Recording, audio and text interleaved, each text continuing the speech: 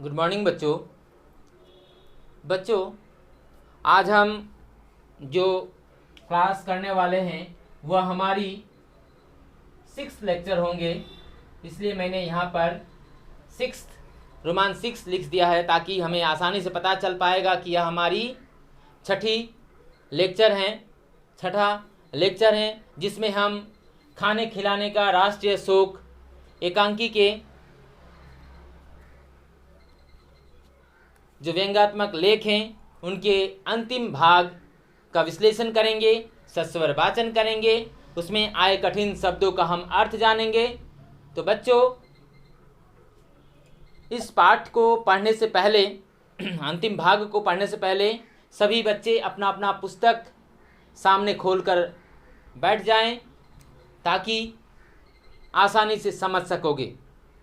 तो बच्चों, आज जो पृष्ठ संख्या हम लोग पढ़ने वाले हैं वह पृष्ठ संख्या है 62, यानी पेज नंबर 62। फर्स्ट पैराग्राफ आज शुरू करेंगे। तो बच्चों, इससे पहले की वीडियो में या इससे पहले की क्लास में हमने देखा, पढ़ा, समझा कि गोपाल चतुर्वेदी जी अपने बच्चे के जन्मोत्सव के कारण वे सेठ हीरामल जी से मिलते हैं। मिलने के बाद जब वे अपने प्रपोजल उनके समक्ष रखते हैं तो वे मना कर देते हैं। वे अपने सिद्धांत दिखाते हैं कि उनका सिद्धांत है कि एक हाथ से लेना तो दूसरे हाथ से देना होता है। तो हम देखते हैं कि गोपाल चतुर्वेदी जी को मना कर देने के बाद वे निराश हो जाते हैं और आगे का हम पढ़ते हैं कि हमारे मन में संतोष भी हुआ, हम उधार लेकर समारोह करेंगे तो देश से जुड़ेंगे। वे गोपाल चतुर्वेदी जी मन ही मन वे निराश होकर वे मन को संतोष भी देते हैं कि वे इस संसार में, इस देश में अगर वे अपने स्थान को कायम रखने के लिए कायम करना है तो उन्हें क्या करना पड़ेगा? उधार लेकर उनका बेटे का जन्मोत्सव मनाना पड़ेगा। हमारा प्यारा वतन भी उधार लेकर चमचमाती कारों, हवाई जहाज़ों और गगनचुंबी इमारतों में इठला रहा है। अपन भी घर फूंक कर तमाशा देखे तो हर्ज क्या है। कहने कि हमारे वतन यानी हमारे देश, हमारा जो देश है, हमारा जो प्यारा वतन है यानी हमारे प्यारा भारत जो है, उसमें लोग क्या करते हैं? दिखावे के लिए, यानी अपने अस्तित्व को दिखाने के लिए, अपने स्टेटस को, अपने शहर के लोगों को दिखाने के लिए, अपने जो एक प्रतिष्ठित व्यक्ति बनने के लिए वे क्या करते हैं? उधार ले लेकर, कर्ज ले लेकर वे अपने घर को चमकाते हैं, चमकती हुई कारों में सैर करते हैं, भले ही वह कार उधारी में खरीदा गया हो। हवाई जहाज़ जो हेलीकॉप्टर होते हैं, एरोप्लेन होते हैं, उनमें वे घूमते हैं। गगनचुंबी यानी 10, 15, 20 मंजिला इमारत वे बनाते हैं अपने आप को दिखाने के लिए। इस संसार में वे अपने अस्तित्व को दिखाने के लिए वे क्या करते हैं? उधार ले लेकर इठलाते हैं। अपन भी, या जो गोपाल चतुर्वेदी जी जो है वे भी सोचते हैं कि अपन भी यानी अपन, मैं भी शायद अपने घर फूंक कर तमाशा देखे तो हर्ज क्या है। यानी सारे वतन, सारे देश के लोग जब यह कार्य कर रहे हैं, उधार ले लेकर चमचमाती कारों में घूम रहे हैं, उधार लेकर 15-20 मंजिला इमारतें खड़े कर रहे हैं, हवाई जहाज़ों में घूम रहे हैं, तो मैं भी यही करूँगा। आप विश्वास करें न करें, हम इधर कतई दार्शनिक हो गए हैं। सांस उधार की है, जिंदगी उधार की है। अगर हम उत्सव समारोह भी उधार से करें तो फर्क क्या पड़ता है। गोपाल चतुर्वेदी जी जो लेखक है वे कहते हैं कि यह जो हमारी सांस जो है, यानी हम जो ऑक्सीजन लेते हैं, यह भी उधारी का ही है। यानी इसमें भी लेन देन का माध्यम होता है। क्या होता है कि हम पेड़ लगाएंगे तो हम बचेंगे, पैर को काटेंगे तो हम मरेंगे। यानी एक हाथ से लेना, दूसरे हाथ से देना, है ना। एक हाथ से हम क्या लेते हैं? ऑक्सीजन, दूसरे हाथ से हम क्या देते हैं? कार्बन डाइऑक्साइड, है ना। तो यानी इस संसार में जितने भी लोग होते हैं, जीव जंतु होते हैं, पशु पक्षी होते हैं, प्राणी होते हैं, उद्भिद होते हैं, सभी एक दूसरे पर निर्भर है। हम कुछ देते हैं तो कुछ पाते भी हैं। तो कह रहे हैं कि यह सांस जो है वह भी उधार का ही है ना। और यह जिंदगी जो है, यह लाइफ जो है वह भी उधारी का ही है। अगर हम उत्सव समारोह भी उधार से करें तो इसमें हर्ज क्या है? यानी फर्क क्या पड़ता है कि अब मेरा जिंदगी, मेरा सांस जो है वह भी उधारी पर टिक चल रहा है, तो भला यह उत्सव समारोह मनाने में, उधार लेने में क्या फर्क पड़ता है? अपना है ही क्या, हलवा हो अथवा हवाला, फ्री का खाना उन्हीं के लिए हैं जिनके पास खाने की इफरात है। पैसा पैसे को खींचता है और हलवा हलवे को। यानी कह रहे हैं कि जो फ्री का खाना अपना है ही क्या, यानी लेखक गोपाल चतुर्वेदी जी कहते हैं कि इस पृथ्वी पर, इस देश में, इस वतन में, इस राष्ट्र में हमारा क्या है? सब तो उधारी पर चल रहे हैं। अगर हम उत्सव समारोह भी मनाते हैं तो वह उसमें उधारी लेकर मनाने में क्या फ़र्क पड़ता है? फ्री का खाना उन्हीं के लिए है जिनके पास खाने की इफरात है। पैसा पैसे को खींचता है, यानी जिनके पास पैसा होता है उनको ही लोगों का नाम है, उनका ही नाम है इस संसार में। जैसे कि कहते हैं ना हम कि एक बंगाली में कहावत है कि जार माथाय तेल मानुष और माथाते आरो तेल दीते चाय, है ना। बंगाली में यह कहावत है कि यानी जिसके सिर पर ऑलरेडी तेल होते हैं उनके सिर पर और लोग तेल डालते रहते हैं। यानी जिनका जितना होता है उनको और लोग देते हैं, है ना। वही है कि जिसके पास हलवा है उसी को हलवा मिलता है, जिनके पास पैसा है उन्हीं को पैसा मिलता है, इज्जत मिलता है।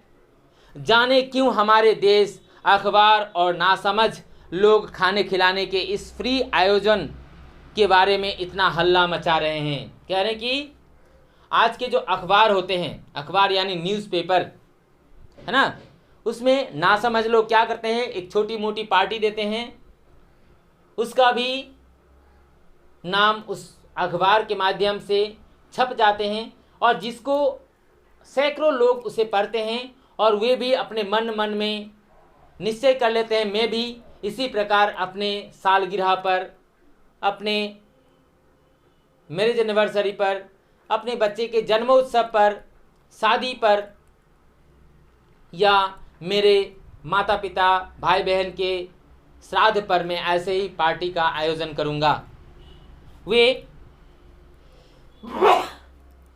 वे इस प्रकार के आयोजन में हल्ला मचाने का काम करते हैं। वे अखबार 50-60 करोड़ के छोटे से घोंसले से क्या हमारे महान राष्ट्र का चरित्र निर्धारित हो सकता है? औसतन प्रति व्यक्ति 54-58 भी तो नहीं पड़ती। हमें तो यहाँ 54 मानसिकता का नमूना लगता है। कहने की जो यहाँ के व्यक्ति होते हैं या वतन के जो व्यक्ति हैं, इंसान हैं, वे भी उनके पास 54 होते हैं। 54 यानी 4 आने होते हैं, लेकिन वे 8 आने खर्च करने का सोचते रहते हैं। वे बस इतना चाहते हैं कि भले ही मेरा पूरा शरीर, मेरा सांस, मेरा जिंदगी, मेरा जीवन जो है वे भले ही उधारी में बेच दिए गए हों, लेकिन वे अपने अस्तित्व को बचाने के लिए, अपने आप को हाई स्टेटस के लोग दिखाने के लिए, हाई प्रोफाइल के लोग दिखाने के लिए वे क्या करते हैं, इस सारे नमूनों को वे अपने ज़िंदगी में उतारते हैं। यही वजह है कि हम आज की उधार राष्ट्रीय अर्थनीति के कायल है। इसने हर भारतीय को 15-20 हज़ार के कर्ज का भागीदार बनाकर उसे इज्जत बख्शी है। कहने कि इस भारत में, इस देश में बहुत सारे ऐसे लोग हैं जो कर्ज में न डूबे हों, है ना। जितना भी देखा जाए कि संसार में जितने सारे लोग हैं वह किसी न किसी प्रकार से, किसी न किसी तरह से वे उधारी पर ही जीते हैं, टिके रहते हैं, और इसी उधारी के कारण वे, उनका इज्जत जो है आज बना हुआ है, उसका रुतबा बढ़ाया है, उसका जो हैसियत है, उसका जो स्टेटस है वे आज बढ़ा हुआ है, उसी उधारी के कारण ही। हम संसार के सामने सीना फुलाकर और सिर उठाकर गर्व से कह सकते हैं कि हम हिंदुस्तानी हैं। कह रहे हैं कि हम आज इस देश पर, पूरे संसार पर हम सीना चौड़े करके, सिर उठाकर गर्व से कह सकते हैं कि हम हिंदुस्तानी हैं। कौन हमें गरीब कहता है? कहते हैं कि हमारे देश पर जो लोग हैं वे भले ही 2 चावल खाकर सो जाएं, लेकिन वे उधारी पर बहुत कम जीते हैं। जो बड़े लोग होते हैं वही उधार के मोहताज होते हैं। कौन हमें गरीब कहता है? हमारी बाजारू साख हमारी अमीरी का सबूत है। सिर्फ हम पर ही नहीं, हमारी आने वाली पीढ़ियों पर भी हजारों का कर्ज है, जिसके कम होने की संभावना नहीं, केवल बढ़ने की गुंजाइश है। कह रहे हैं कि हमारे देश में जो बड़े बड़े लोग रहते हैं, वे लोगों के पास अगर देखा जाए तो वे बहुत सारे कर्जों में डूबे रहते हैं, है ना। जो कि जिस कर्ज को वे कमाने को प्रयास नहीं करते, बल्कि उसके तरफ और आकर्षित होते हैं और उसे और बढ़ाते हैं। खाने खिलाने का हमारा राष्ट्रीय शौक हमारी उधार की राष्ट्रीय महानता को लघुता में कतई नहीं बदल सकता। आज के युग में हजारों के आगे चवन्नी की बिसात ही क्या है। कह रहे हैं कि आज इस संसार में, इस देश में, इस युग में हजारों के आगे एक चवन्नी का क्या अस्तित्व है ना, क्या बिसात है। चाय तो चाय है, एक गिलास ठंडा पानी तक चवन्नी में हासिल नहीं है। जाने कैसे सिरफिरे लोग हैं जो इस चवन्नी के लिए हवाला घोटाला की हाँक दे रहे हैं। कह रहे हैं कि हमारे देश में जो चाय बेचने वाले होते हैं, जो चवन्नी में चाय बेचते हैं, वे क्या करते हैं? हवाला घोटाला वे भी आज करप्शन में डूबे होते हैं, घोटाले में फंसे रहते हैं। सच है, वतन की तरक्की इसलिए नहीं हो पा रही है, न लोग खुद बड़ा सोचते हैं, न बड़ा करते हैं, न दूसरों को करने देते हैं। कहने कि हमारे देश में, इस संसार में जितने भी लोग होते हैं वे क्या करते हैं? एक दूसरे को दबाने के लिए वे हमेशा आगे तत्पर रहते हैं। वे सिर्फ खुद के बारे में सोचते हैं, वे न तो बड़ा होते हैं और न ही किसी को बड़ा बनने देते हैं, है ना। चवन्नी पर इतना शोर है, एक चवन्नी भी अगर सड़क पर गिर जाए तो उसके लिए चारों तरफ होड़ा होड़ी मची रहती है। कोई 1 रुपये की भी कैसे सोचे, हजारों लाखों की तो बात ही दिगर है। कह रहे कि हमारे इस संसार में, इस पृथ्वी पर, इस देश में, इस प्यारे वतन पर बहुत सारे ऐसे लोग हैं जो चवन्नी के बारे में सोचते नहीं हैं, अठन्नी के बारे में सोचते नहीं हैं और 1 रुपया वह खर्च करने लगते हैं। तो बच्चों, यह जो व्यंग्यात्मक लेख है, इसमें खाने खिलाने के राष्ट्रीय शौक जो कि एक व्यंग्यात्मक लेख है, बच्चों इसमें सवाल आ सकते हैं कि खाने खिलाने का राष्ट्रीय शौक किस प्रकार की लेख है। तो हम क्या लिखेंगे? व्यंग्यात्मक लेख हैं। इस पाठ में लेखक ने भारतीय समाज में हर मौके पर खाने खिलाने की परंपरा के माध्यम से उधार लेकर अपनी ज़रूरतों को पूरा करने की आदत पर कटाक्ष किया है। कह रहे हैं कि यह जो खाने खिलाने के राष्ट्रीय शौक जो हैं, इसमें लेखक गोपाल चतुर्वेदी जी ने एक उदाहरण देकर वे हमें समझाना चाहते हैं कि यह संसार के जो लोग होते हैं वे अपने अस्तित्व को दिखाने के लिए वे क्या करते हैं, अपनी ज़रूरतों को पूरा करने के लिए वे क्या करते हैं, उधार लेकर जीते रहते हैं, है ना। अपनी परंपरा को वे कटाक्ष करते हुए कहते हैं। लेखक का मानना है कि यह परंपरा समाज के उच्च वर्गों के लोगों को अपनी हैसियत दिखाने का उचित साधन है, लेकिन यही हौर मध्यम वर्ग के लोगों पर भारी पड़ती हैं। कह रहे हैं कि जो खाने खिलाने का जो राष्ट्रीय नियम है, जिसे लोग अपना नीति समझते हैं, वह एक्चुअली सिर्फ समाज में स्थित उच्च वर्ग के लोगों के लिए ही, उनके हैसियत को दिखाने के लिए ही है। लेकिन यही माध्यम जो है खाने खिलाने का, वे मध्यम वर्ग के लोगों पर बहुत भारी पड़ती है, उनके लिए बहुत ज़्यादा हो जाता है। इस परंपरा को निभाने में उनकी गरीबी या लाचारी आड़े नहीं आती। कह रहे हैं कि इस परंपरा को, जो वह संस्कृति है कि खाने खिलाने का जो रस्म होता है, उसको निभाने के लिए वे क्या करते हैं, अपने आप को भी बेच देते हैं, अपने लाचारी को, अपने गरीबी को भी वे छिपाने लगते हैं। उधार लेकर भी उत्सवों का आयोजन करना उनकी व्यवस्था है। कह रहे हैं कि उधारी लेकर, यानी जैसे लोग चलते हैं उसके साथ ही चलना पड़ेगा। अब मानो यह जनरेशन जो है वे 5th जनरेशन चल रहे हैं।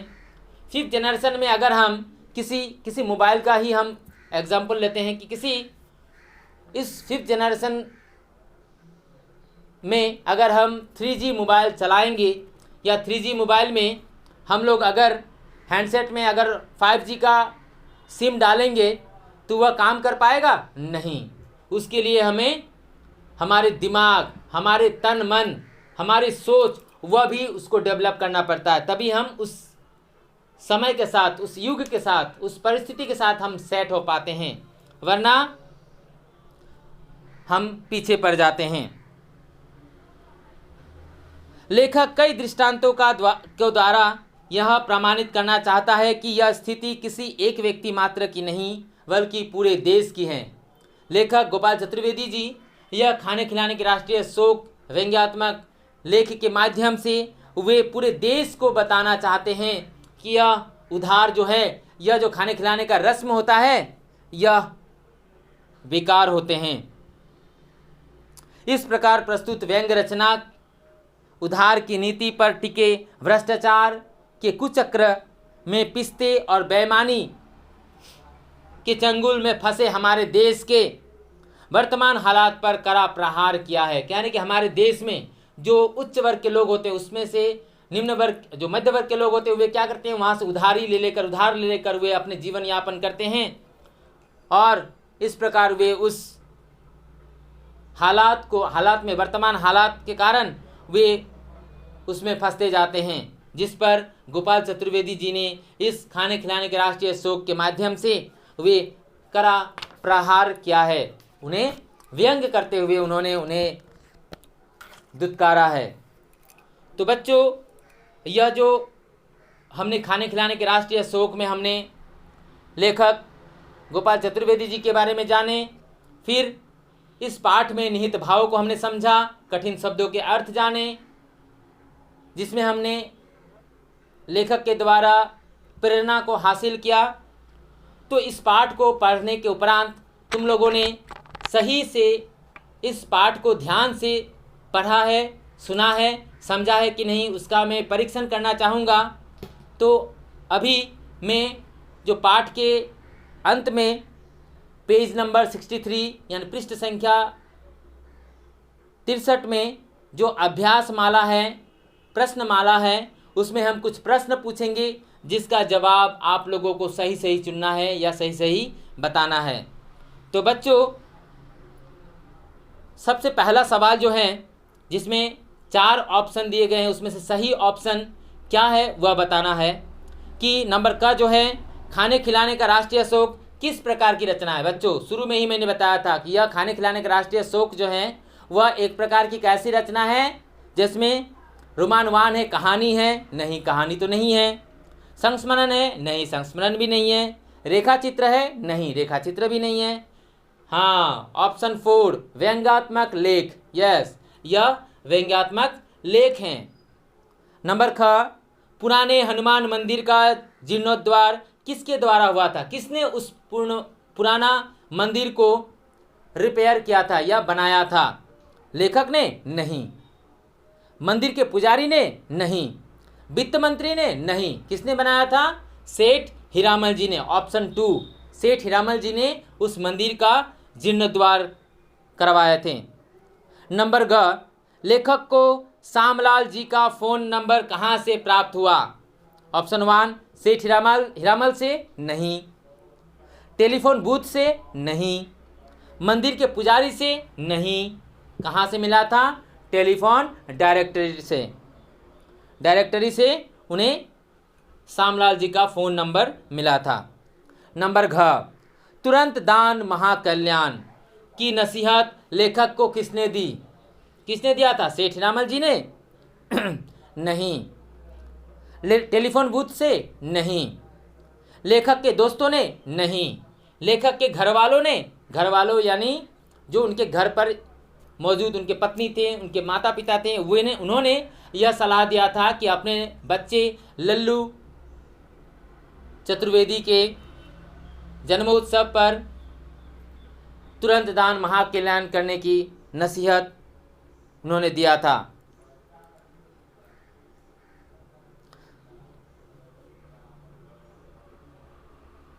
बच्चों, दूसरा सवाल है पूर्ण वाक्य में उत्तर करो, जिसके नंबर का है कि खाना खिलाना किसका प्रिय शौक है?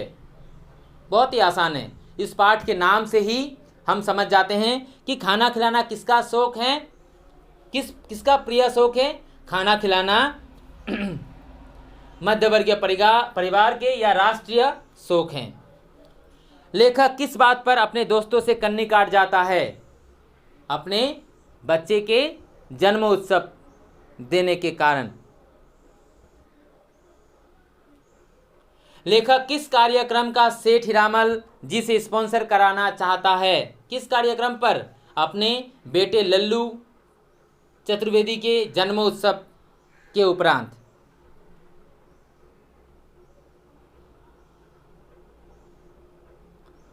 तो बच्चों, यह सारे कुछ सवालों का मैंने जिक्र किया। तो इस पाठ को ठीक से पढ़ना, समझना और पाठ पर पूछे गए सवालों के जवाब देना। धन्यवाद।